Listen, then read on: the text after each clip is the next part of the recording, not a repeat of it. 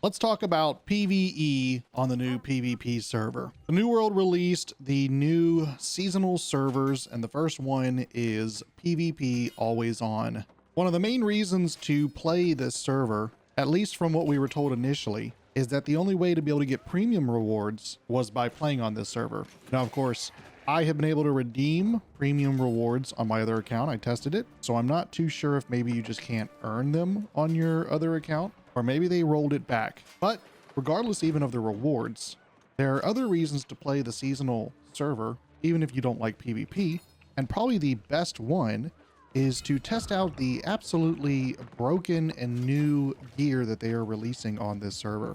So I wanted to do a quick guide on how exactly you could play on the PvP server as somebody who just wants to do PvE activities. Before we start, I'll get the disclaimer out of the way that I understand people are going to comment and say, why are you trying to do PvE on a PvP server? It's just PvP, go enjoy it, have fun. But I also understand that there's a lot of people out there who just do not enjoy PvP. Or maybe they enjoy PvP on other games, but they just don't enjoy New World PvP. So for those who are wanting to do PvE activities, but don't feel like slogging through the PvP, I've made a short guide on how you can do that. So right off the bat, let's discuss the key part of this guide, and that is the fact that Ethereal and Conqueror's gear drops on death. This is unfortunate because if you're trying to use this broken gear to experience it, you won't be able to do that for long if you're killed in the open world. But the thing that changes this fact is that the gear doesn't drop when you are in instanced activities. The perk that forces the gear to drop on death is deactivated, giving you the ability to use this gear freely.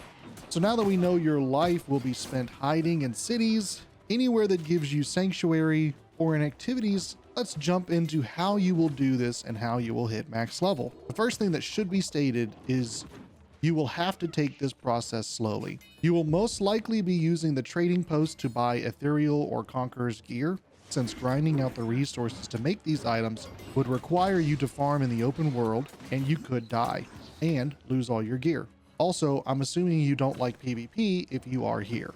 So losing your gear is going to be a problem.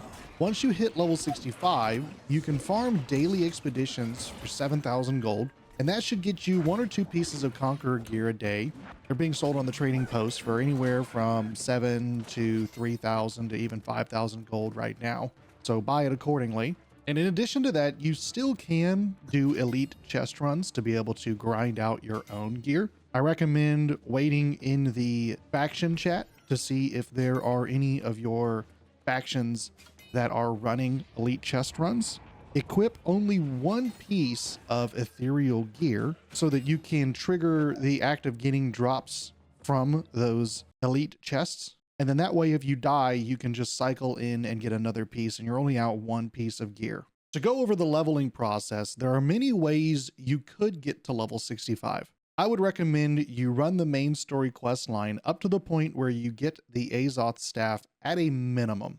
If it isn't super miserable for you, and you aren't killed a ton, you can feel free to keep going and continue the quest line as far as you would like, or until you hit max level. But if you don't want to continue the main story quest line after getting your Azoth staff, you can deviate to the Animus method of leveling. This will require a lot of time chopping trees, but it can be done. I recommend going to areas that aren't as heavily populated, like places in the north, but go out and chop away till your inventory is full. Go back to town to convert it all to ethereal dust and animus, level up, rinse, and repeat. Once you are able to do expeditions, I definitely recommend doing those as well. Each run under the random category will reward you with half a level of experience.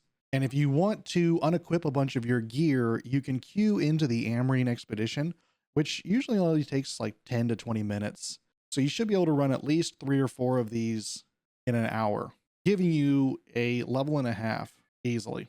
I definitely recommend using your expedition experience when you get into the higher levels, purely because in the lower levels, you're only saving yourself a handful of the Animus chests. It should take about 20 to 30 of these Animus little orbs to level up when you're above 50, but it only takes a small handful when you're in your 20s or 30s. So use them accordingly. Use the expedition boost as well. And in no time, you should be able to hit 65. At this rate, the world is your oyster. Start buying Conqueror's gear off of the trading post and start loading in on some of the activities and having fun. If you see a world tour, I definitely recommend you tag on. Always a good option to be able to get some additional gear, or at least the resources to make your own. But be sure to only have one piece of ethereal or Conqueror's gear equipped so you don't lose it all.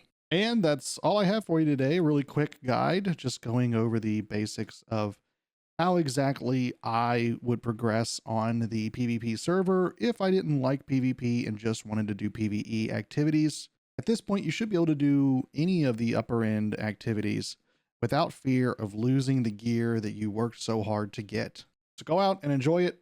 Use the broken stuff. Have some fun. I look forward to seeing you guys in the next one. Have a good one.